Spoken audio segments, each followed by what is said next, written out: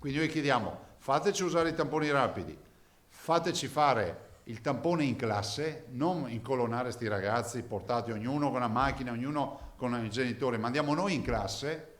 E qua devo dire e ringrazio la professoressa Palumbo, direttore scolastico regionale, che sta lavorando in maniera veramente costruttiva con il nostro servizio di prevenzione, perché noi vogliamo andare nelle classi a fare i tamponi. Il Veneto bussa nuovamente alle porte di Roma e il governatore lo fa forte del nuovo mandato degli elettori. Poter fare tamponi in classe, i test rapidi saranno pronti entro un mese e poi poter evitare la quarantena preventiva ai compagni di classe risultati negativi. Riconosciamo la sacralità del luogo, però se noi potessimo andare in classe, evitiamo disagi ai genitori. Così facendo si eviterebbe anche di intasare il sistema sanitario che in questi giorni sta gestendo a fatica le centinaia di richieste di tampone con percorsi preferenziali e soluzioni di emergenza. E in più chiediamo, per favore, dateci una mano a dirla sta roba, che torni in pancia ai professionisti, quali sono i medici pediatri, i medici e i pediatri di libera scelta,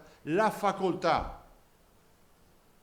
di decidere se mandare al tampone un paziente o no.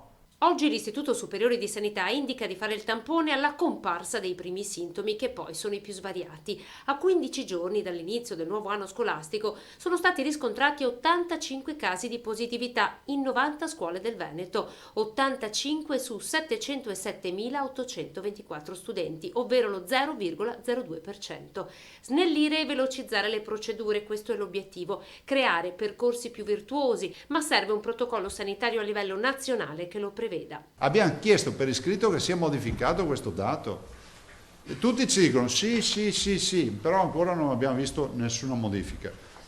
Se ci fanno ste modifiche, ragazzi, riusciamo a correre molto di più.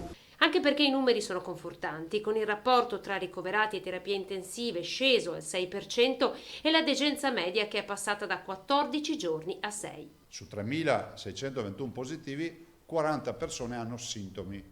Rimane importante e decisivo l'utilizzo corretto della mascherina. La mascherina è l'elemento che è direttamente proporzionale alla tutela della nostra salute. Lo è per noi e per gli altri.